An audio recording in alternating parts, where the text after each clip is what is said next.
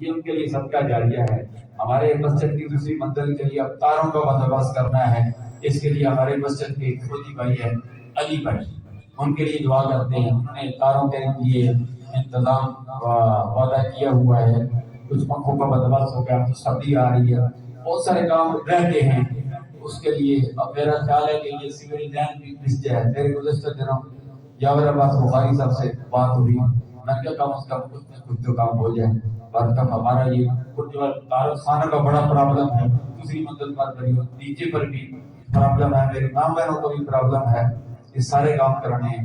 اندر سے بھی انہوں نے یہ ٹیلیں بار بار بہت سارے یہ ٹیلیں لگانی ضروری ہے، ہم نے دوبارہ بھی تک چولہا بھی نہیں کیا جب سے پہلے کیا تھا۔ ہم اسی ترکیب میں بیٹھے ہوئے ہیں کہ اللہ کرے کو بندوبست ہو جائے، ہمارا یہ محراب بھی، ہمارا سیڑھوں پر دیواروں پر بھی یہ ٹیلیں لگ جائے تاکہ یہ سفیدی سے چولہے سے جان چھوٹ جائے۔ ہم رب کی بارگاہ میں دعا کرتے ہیں، اللہ تبارک و تعالیٰ آسانیاں مہربانیاں فرمائے۔ مدد تو ہم نے رب سے مانگی ہے، اب وقت ایسا آ گیا ہے کہ اس وقت بڑا مشکل سے گزارا ہو رہا ہے، ہر بندہ پریشان ہے، مہنگائی آسمانوں کے ساتھ باتیں کر رہی ہے، بہت مشکل وقت آ گیا ہے۔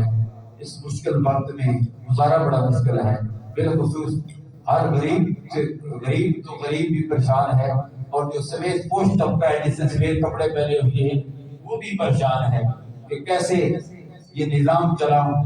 بارگاہ رب کی بارگاہ میں دعا کرتے ہیں، غریب ہے یا سفید پوش طبقہ ہے، جو بھی ہے، یہ جامعہ حقانیہ ظاہر العلوم کے طلباء ہیں، جامعہ حقانیہ ظاہر العلوم کے معاملات ہیں، ہم نے محلے میں کبھی جدہ بھی نہیں کیا، اب اتنا تک مجبور ہو گئے کہ حالات کسی سے کہنے نہیں، پہنا پڑھنا بھی نہیں ہے، اور خودداری کسی کو کہہ بھی نہیں سکتے۔ ہم رب سے بارگاہ میں دعا کرتے ہیں، یا اللہ